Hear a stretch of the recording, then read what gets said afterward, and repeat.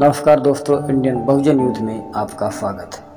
दोस्तों, वर्तमान सरकार शूद्रों यानी SC/ST OBC को ब्राह्मणी अर्थव्यवस्था में फंसाकर हमेशा सत्ता में बने रहने के लिए ब्राह्मणों के संगठन RSS और उससे पैदा हुए अन्य सैकड़ों संगठन व साधु संत, बाबा, प्रवचनकार, पंडित, पुजारी जो खुद SC/ST OBC के चढ़ावे एवं दाम दक्षिणा पर पल रहे हैं, पर वो कभी भी शूद्रों के उत्पीड़न पर नहीं बोलते।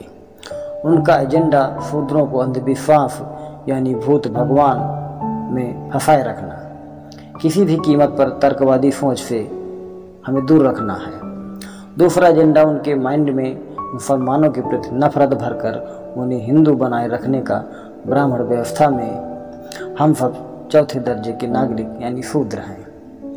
RSS की पैदाइश भाजपा, जो वर्तमान में शूद्रों के वोट से ही भारत की सत्ताधारी पार्टी बनी है, वह शूद्रों का आरक्षण खत्म करने के लिए निजीकरण करके सरकारी संस्थानों को बेचकर लेटरल एंट्री द्वारा 340 IAS बनाती है, जिसमें एक भी SC/ST OBC का नहीं होता है। फिर शूद्रों के वोट के लिए हिंदू राष्ट्र का जाल फेंक रही है। अगर हम हिंदू हैं तो मंदिरों में शूद्रों का प्रवेश वर्जित का बोर्ड क्यों लगा दिया जाता है?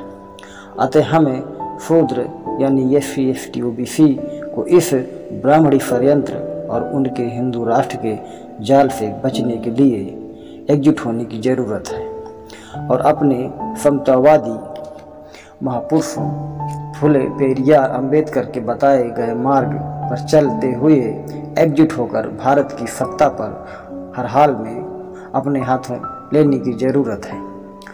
बाबा साहब की वह बात हमेशा याद रखना होगा। उन्होंने कहा था, जाओ अपनी दीवारों पर लिख दो कि हम इस देश के शासक हैं। बाबा साहब ने संविधान में सबको वोट का अधिकार दिया है।